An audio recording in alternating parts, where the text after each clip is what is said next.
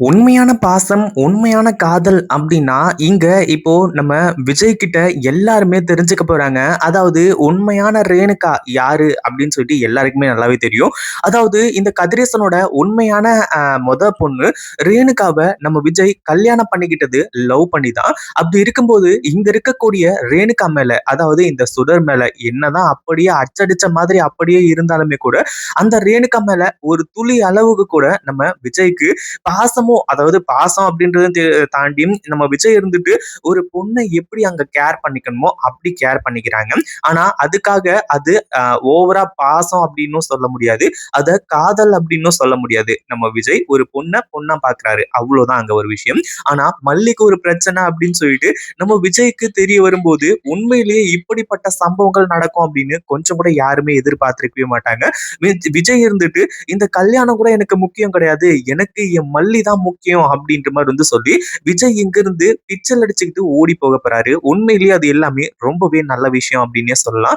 அதாவது என்ன ஆச்சு அப்படின்னா, ஒரு பக்கம் நம்ம விஜய் இருக்காரு இல்லையா, அவர் இந்த கல்யாணத்துக்கு அடுத்தடுத்த எல்லா ஏற்பாடுகளும் நடந்துட்டு இருக்கும்போது நம்ம விஜய் அந்த அளவுக்கு எந்த ஒரு பிரச்சனையும் பண்றது கிடையாது. அவர் பாட்டுக்கு ஸ்மூத்தா போயிட்டு இருக்காரு. எது வரைக்கும் அப்படின்னா, நம்ம மல்லி இப்போ ஒசூர்ல ஆபத்தான ஒரு நிலைமையில இருந்துட்டு இருக்காங்க, அவங்கள காப்பாத்தணும் அப்படின்னு சொல்லிட்டு சொல்லி ஒரு இன்ஃபர்மேஷன் கிடைக்கிற வரைக்கும் தான் நம்ம விஜய் கொஞ்சம் பொறுமையா இருந்துட்டு இருக்காங்க.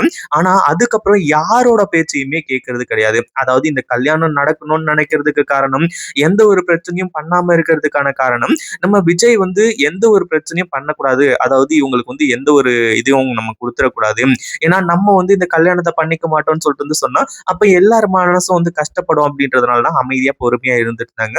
ஆனா கடைசியில நம்ம நாகம் இங்க மாஸ் என்ட்ரி கொடுத்து விஜய் கிட்ட எல்லா உண்மையுமே சொல்லுவாங்க அப்படின்னு எதிர்பார்க்கவே இல்லை. அதாவது மல்லி கிட்ட பேச விடாம தடுக்கிறதுக்கு இவங்க எல்லா ஏற்பாடுகளையும் பண்ணாங்க. போனை வாங்கி வச்சுக்கிறது, ஏதாச்சும் போன் கால் அட்டன் பண்ணாம இருக்கிறது, இப்படி பல விஷயங்களை செஞ்சுக்கிட்டு இருந்தாங்க. ஆனா நாகு கடைசியில மல்லியை காப்பாத்தணும் அப்படின்றதுக்காக நேரா ஓடி விஜய் கிட்டயே எல்லா உண்மையுமே சொல்றதுக்கு ரெடியா இருக்காங்க. ஏன்னா ஏற்கனவே நம்ம மனோகர் எல்லா விஷயத்தையும் போன் பண்ணி சொன்னாங்க. அப்படி இருக்கும்போது இதுக்கு மேலயும் மல்லியை காப்பாத்தணும் அப்படின்னா விஜயால மட்டும்தான் முடியும் அப்படின்ற மாதிரி சொல்லி இப்போ நம்ம இவங்க நாகு நேரா இங்க வராங்க.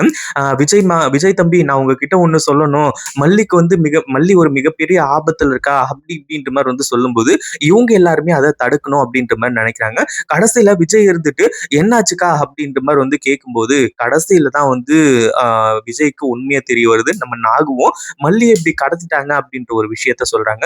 அதை கேட்ட உடனே விஜய்க்கு பயங்கர ஷாக்கு, அப்படியே உயிரே போன மாதிரி நிக்கிறாரு. இதை பத்தி நீங்க என்ன நினைக்கிறீங்க? அந்த வீடியோ பிடிச்சிருந்தா லைக் பண்ணுங்க, ஷேர் பண்ணுங்க. இப்பதான் நம்ம சேனலுக்கு ஃபர்ஸ்ட் டைம் வரீங்க அப்படின்னா கீழ இருக்க சப்ஸ்கிரைப் பட்டனை பிரஸ் பண்ணிக்கோங்க.